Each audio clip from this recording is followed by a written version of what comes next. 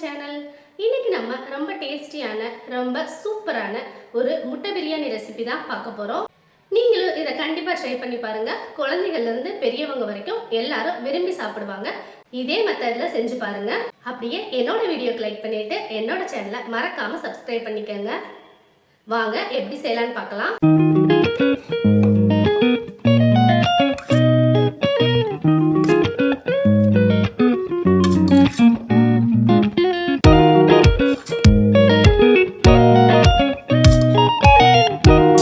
இது செய்கிறதுக்கு முதல்ல ஒரு டம்ளர் அளவுக்கு பாஸ்மதி அரிசி எடுத்திருக்கேன். நீங்கள் எந்த பிராண்டு பாஸ்மதி அரிசியாக இருந்தாலும் நீங்கள் எடுத்துக்கலாம். இல்லை உங்கள்கிட்ட மெஷர்மெண்ட் கப் இருந்தாலும் நீங்கள் மெஷர்மெண்ட் கப்பில் ஒரு கப் அளவுக்கு பாஸ்மதி ரைஸ் எடுத்துக்கோங்க. இப்போ இந்த பாஸ்மதி ரைஸில் நம்ம தண்ணி விட்டுட்டு ஒரு 4-5 தடவை நல்லா கழுவி எடுத்துக்க போகிறோம். நல்லா பிசைஞ்சு கழுவி எடுத்துக்கோங்க. இதில் இருக்க ஸ்டார்ச் எல்லாம் வெளியில் வந்தால் தான் நம்மளுக்கு நல்லா உதிரியான ரைஸ் நம்மளுக்கு கிடைக்கும். பாருங்கள், இந்த அளவுக்கு நல்லா கையை வச்சு நல்லா அழுத்தம் கொடுத்து களைஞ்சி எடுத்து வச்சுக்கலாம். இதில் ஒரு 4-5 தடவை நல்லா கழுவி எடுத்துட்டு நம்ம தண்ணி ஊற்றி ஒரு அரை மணி நேரம் இதை ஊற வச்சு எடுத்துக்கலாம். இது அப்படியே ஒரு அரை மணி நேரம் நல்லா ஊறட்டும். இப்போ நம்ம முட்டை பிரியாணி செய்கிறதுக்கு ஒரு 6 முட்டை போல் எடுத்து வேக வச்சு எடுத்து வச்சுக்கலாம். இப்போ நல்லா வெந்த இந்த வேக வச்ச முட்டையை 4 கீரலாக போட்டுக்கலாம். அப்போ தான் மசாலா உள்ளே இறங்கும். அதுக்காக ஒவ்வொரு முட்டையிலையும் ஒரு 4 கீரல் அளவுக்கு போட்டு எடுத்து வச்சுக்கலாம். இப்போ ஒரு பேனில் 1 டேபிள் ஸ்பூன் அளவுக்கு ஆயில் சேர்த்துக்கலாம். ஆயில் நல்லா சூடானதும் அடுப்பை மீடியம் ஃப்ளேமில் வச்சுட்டு 1 ஸ்பூன் அளவுக்கு மிளகாத்தூள் சேர்த்துக்கோங்க. ஒரு 1/4 ஸ்பூன் அளவுக்கு மஞ்சத்தூள் சேர்த்துட்டு நல்லா மிக்ஸ் பண்ணி விட்டுருங்க. அடுப்பு ஹை ஃப்ளேமில் இருக்கக்கூடாது, மசாலா பொருள்லாம் நம்மளுக்கு கரிஞ்சிரும். அதுக்காகத்தான். இப்போ இது எல்லாத்தையும் நல்லா மிக்ஸ் பண்ணி விட்டுட்டு இதில் நம்ம வேக வச்சு கீரல் போட்டு வச்சுருந்த முட்டையை இதோடு சேர்த்துக்கலாம். ஒவ்வொரு முட்டையாக உள்ளே சேர்த்துட்டு அடுப்பை மீடியம் ஃப்ளேமில் வச்சுட்டு நம்ம 2 பக்கமும் நல்லா வேகிற அளவுக்கு நல்லா திருப்பி விட்டு எடுத்துக்கலாம். நான் இன்றைக்கி ஒரு 6 முட்டை எடுத்திருக்கேன். கூடவோ குறைவோ முட்டையை வேக வச்சு இதோட சேர்த்துக்கலாம்.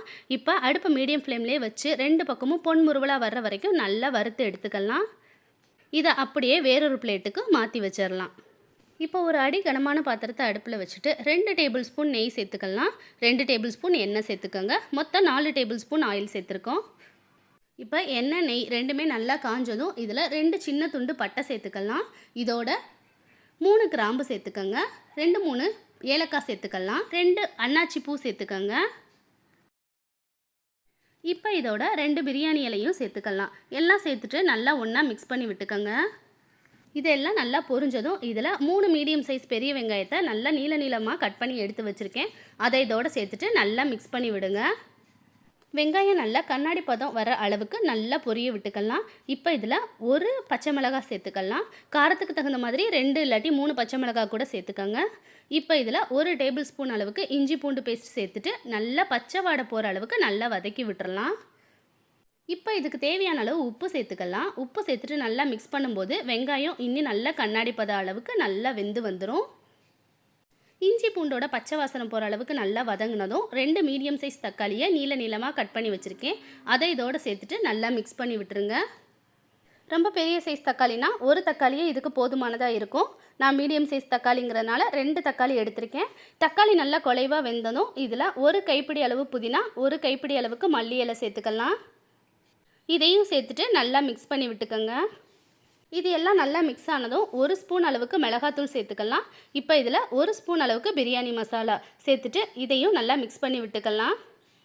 மிளகாத்தூள், பிரியாணி மசாலா 2ஓட பச்சை வாசனை போகிற அளவுக்கு நல்லா மிக்ஸ் பண்ணி விட்டுக்கலாம். உங்களுக்கு காரம் அதிகமாக பிடிக்கும்னா நீங்கள் 2 ஸ்பூன் அளவுக்கு மிளகாத்தூள் சேர்த்துக்கலாம். 1.5 ஸ்பூன் அளவுக்கு பிரியாணி மசாலா சேர்த்து நல்லா மிக்ஸ் பண்ணி விட்டுக்கோங்க. இப்போ இதில் ஒரு 3 டேபிள் ஸ்பூன் அளவுக்கு தயிர் சேர்க்குறேன். தயிர் புளிக்காத தயிராக இருக்கணும். அதே மாதிரி நல்லா கட்டி இல்லாமல் ஒரு ஸ்பூன் வச்சு நல்லா கலந்து எடுத்துட்டு இதோட சேர்த்துக்கோங்க. உள்ளே சேர்த்ததும் நம்ம கரண்டியை வச்சு உடனே மிக்ஸ் பண்ணிடணும். இல்லாட்டி தயிர் திரிஞ்ச மாதிரி ஆயிரும். இப்போ எல்லாமே நல்லா மிக்ஸ் ஆயிடுச்சு. எண்ணெயும் ஓரளவுக்கு நல்லா பிரிஞ்சு வந்துருச்சு. இந்த ஸ்டேஜில் நம்ம தண்ணி சேர்க்க போகிறோம். நம்ம 1 கிளாஸ் பாஸ்மதி அரிசிக்கு 1.5 டம்ளர் அளவுக்கு தண்ணி சேர்த்துக்கலாம். 1.5 டம்ளர் அளவுக்கு தண்ணி சரியான அளவாக இருக்கும். தண்ணி ஊற்றிட்டு ஒரு 2-3 நிமிஷம் ஹை ஃப்ளேமில் வச்சு நல்லா கொதிக்க விட்டுக்கலாம். நல்லா கொதி வந்ததும் இதுக்கு பிறகு நம்ம அரிசியை இதில் போட போகிறோம். இந்த அளவுக்கு நல்லா கொதி வந்ததும் நம்ம பாஸ்மதி அரிசியை ஊற வச்சுருந்தோம்ல, அதில் இருக்க தண்ணி எல்லாத்தையும் நல்லா வடிச்சிட்டு இதில் சேர்த்துக்க போகிறோம்.